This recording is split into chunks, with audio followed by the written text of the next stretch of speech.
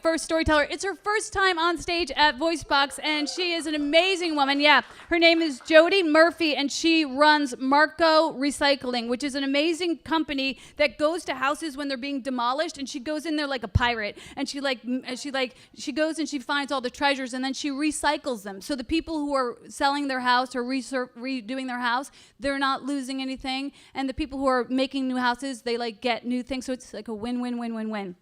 And she thought of this herself, and she's been raising her family on this business for the last, how many other years, 20 years? You started this 20 years? 30 years ago. Single mom with a great idea. Give it up for Jody Murphy.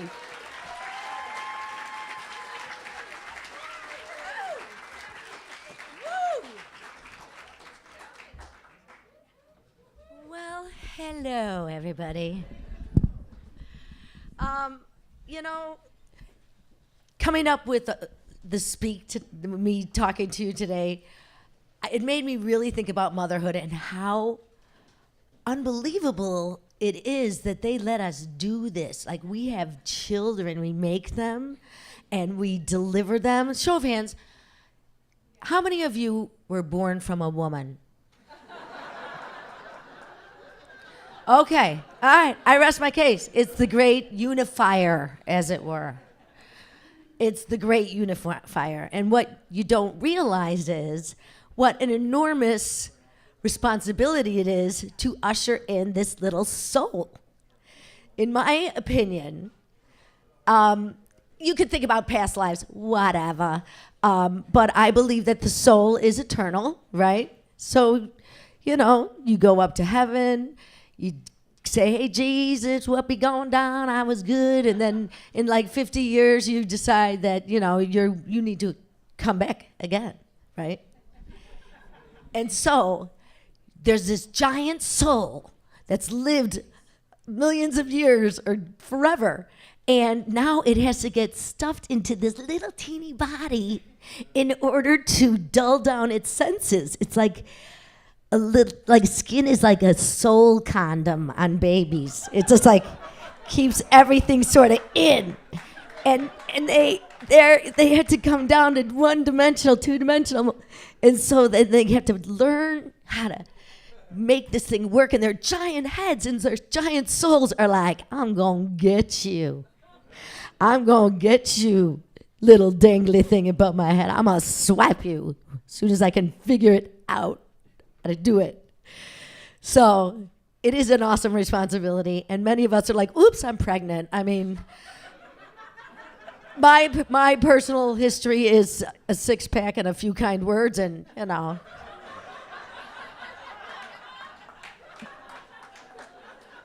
True. 3 times. I knew I should have switched to wine, but it's all good. I come from a family of 6 girls, and I had 3 daughters of my own, Murphy's House of Estrogen. When growing up, my father used to buy tampons and toiletry items by the case and bring them home, and always schedule a fishing trip around when when everyone's synchronized. He's like, I'm out. He's no fool. He's no fool. But imagine raising 6 girls in the 60s, okay? Now, everything is just gone crazy. 60s comes in, the girls are like, I'm taking off my bra, I'm doing what I want, I'm a girl. And my mother is trying to navigate my father's take on the world with her girls taking on the world. And now, how do you do that? You know those little things that are on a string that kind of like tip left and right, like it's usually like a clown or something. It kind of tips over. And I figured my mom was that pivot point, and she had to keep it all together at that point in time. Please, let's give it up for my mom, Big A. Big A is typical and eternal.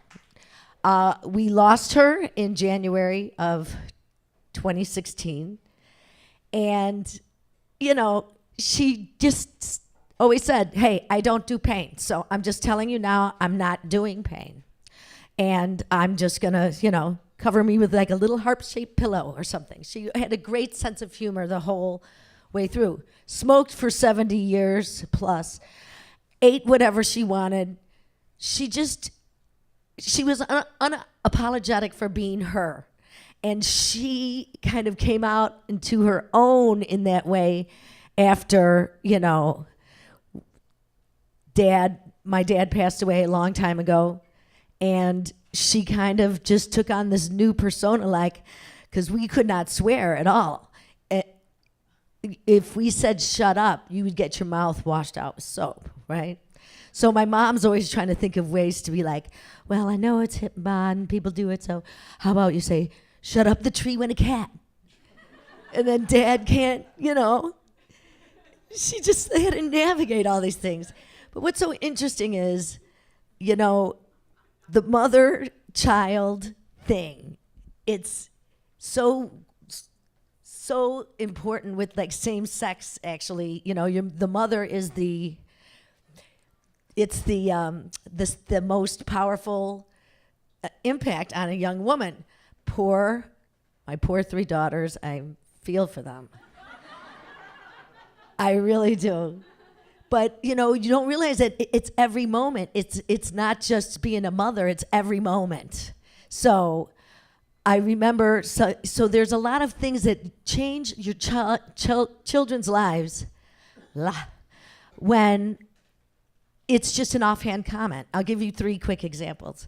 One was, my mom said, when I die, if you could be sad, what's not to miss, that's how she was. But, if you don't need me, if you're a capable, competent young woman who's got this life going on, then I've done my job. And I was like, damn, I want her to feel like she did her job. I'm going to be good. I'm going to be good Jody Murphy. And it made me feel as if my being capable and competent was part of the way that you're bringing knowledge down, right? So I thought of having babies oops, oh yeah, stay away from the Coors Light.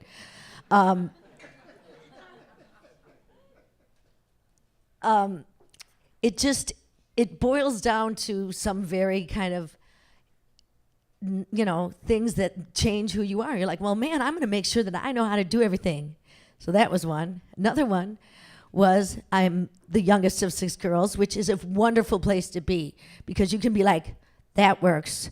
Yeah, that, oh, wow. I wonder if Mom knows. But whatever, you do you.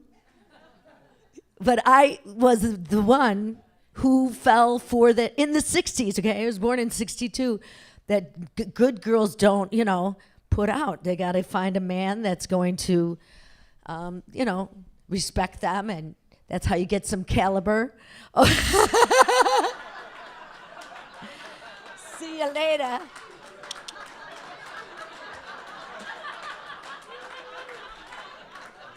Well done.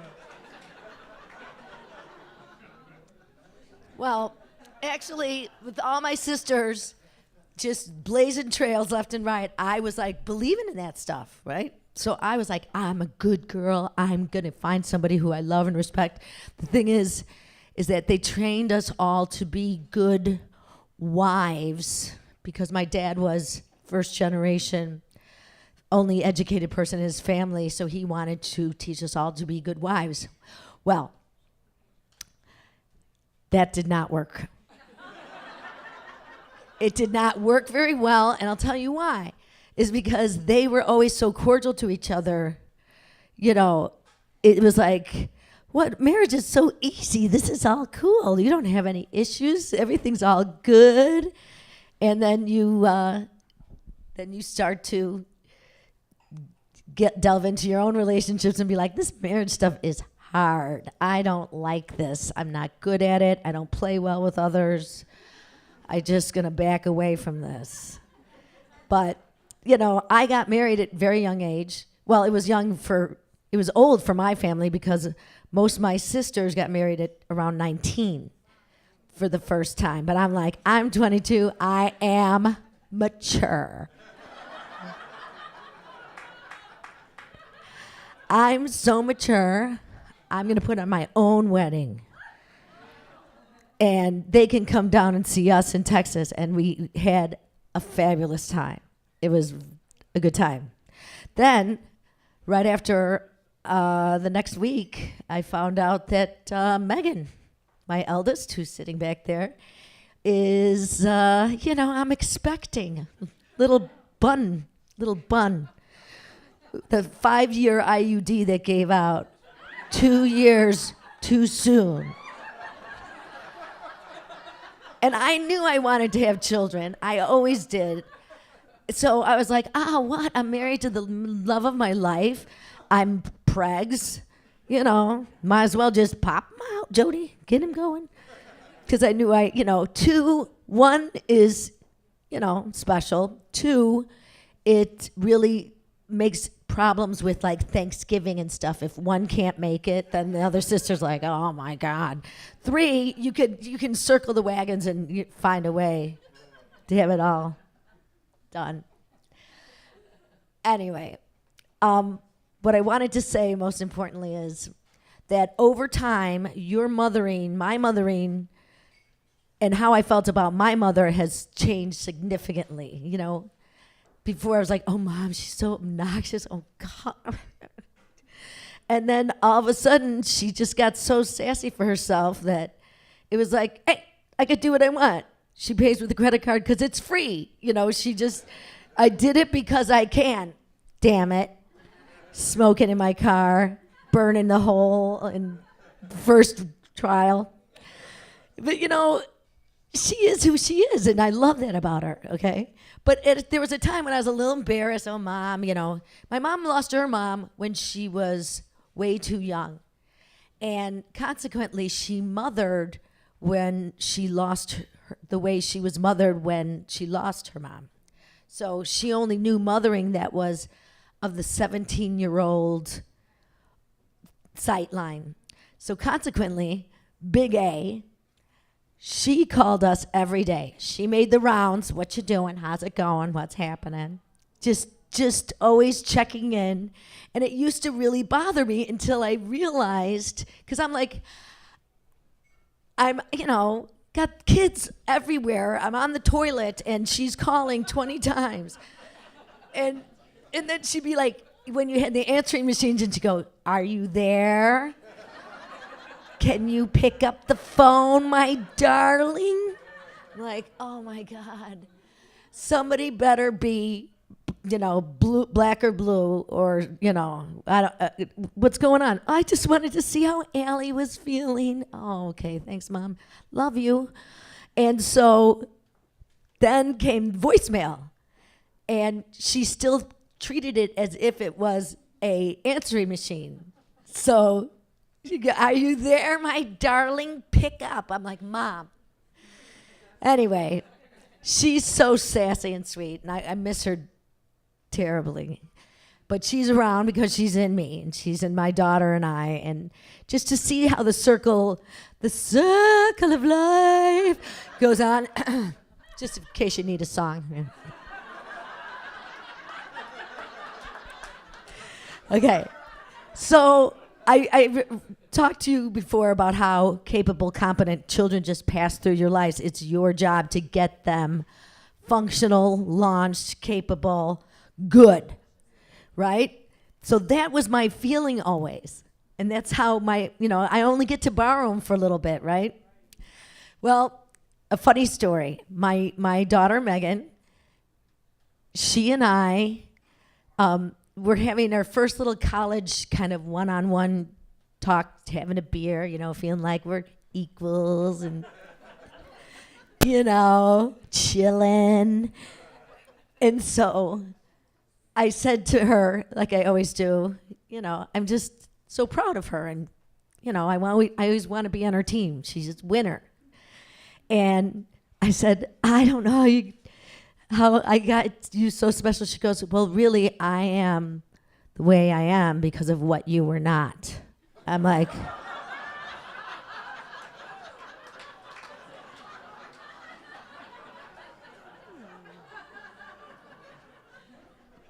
I was not. Explain, my little love button.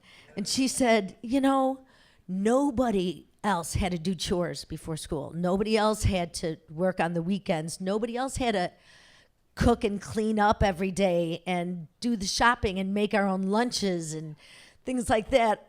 I said, oh, and laundry too. Laundry was the best because I'd always say, whoever does the laundry, if there's a little cashola in mama's pocket, it's yours.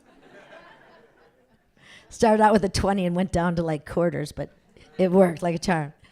Anyway, so as Megan and I are sharing this, and she said, I am because what you are not, I said, do you think that I did that because I didn't want to do it? And she said, well, I said, I did that because I wanted to make you competent and capable. And I recounted the story about that's my childhood. The whole fachich is that you're just guiding these people through.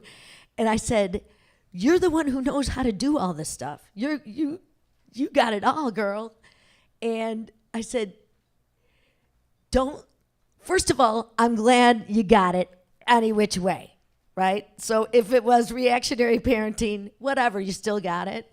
But it was my blessing. That was my intention and my beautiful gift to her. And she took it as I just didn't want to do it, so I just made them do all the stuff. And I said, oh my God, no. And we looked at each other. It's because I was such a young mother. It's not like you go, I'm just doing this for your own good to make you a competent, because I just didn't feel qualified to do that parental disclaimer. So I said, Megan, this was my design. This was my plan.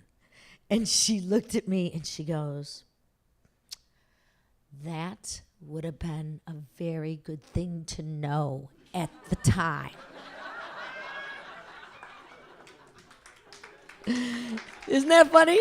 And now I'm a nana, and I'm watching my daughter do her mother thing, and it's just a beautiful circle of life. No, okay, anyway, thank you very much.